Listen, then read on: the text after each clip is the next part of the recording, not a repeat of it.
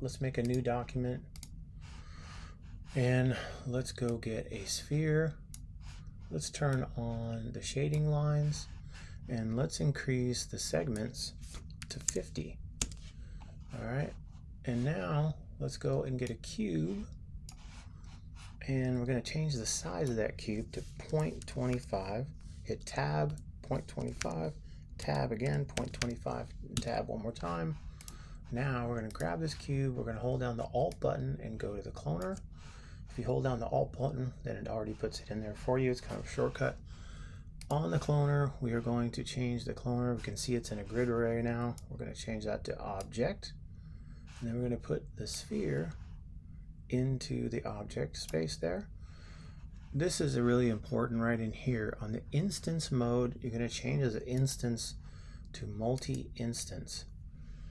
I'm not entirely sure why, but man, if you don't do that one little step, most computers, any computer, whatever, will have a difficult time dealing with rendering all the instances. So on the sphere, we're going to click this little thing twice and make it not viewable in the viewport and in our rendering. And yeah, we're good everywhere else there. We got our cube small, got our cloner. Good. All right. So now we can see the distribution of the clones there.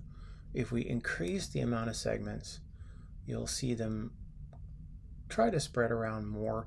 It's set to surface right now, but if we set that to edge, boom, we've got a globe that is full of tiny little cubes, which is kind of cool. Again, you can increase or decrease the amount of segments depending on what your need is. Be careful. Upping it too much, you could cause your computer to chug or slow down or crash. You can change the radius, which is kind of cool if you wanted to have it just expand or shrink. And what's cool about that, I believe, let me just double check. Yeah, no, I thought it was going to be, it's still changing the radius of the actual sphere.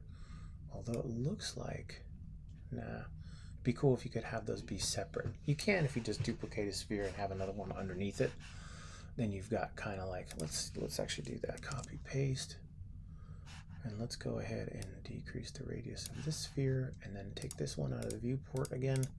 And now you've got your, that could be a light source or something like that, but then you've also got your cloner with your sort of spheres on the outside. Anyway, so they're set to edge. They can be set to vertex, which is maybe less. I think edge is good. Now we select our cloner, and then we go up here again, hold down the Alt button, and go to shader. All right, and it's on. You can double check that by clicking the cloner, going to the effectors, and see the shader right there. Now what we're going to do is go to the internet, and we're going to look for globe, map, black and white. And you can use any of these. You're just going to want to invert it like this, or find one like that. So this one would work if you inverted it in Photoshop, but you could just grab like this one. So that's what I did. I've got it here. I grabbed mine and then inverted it just like that. So now go back to C4D. In our shader, we're going to go to shading, and we're going to go to shader source, load image, grab that black one or inverted one, no on that. And now we have to go and set the parameters. So that's the shader, that's the acting shader, but what is it doing? So we got to set that by doing the parameter. Now we've set our cubes to be 0.25, so they're small.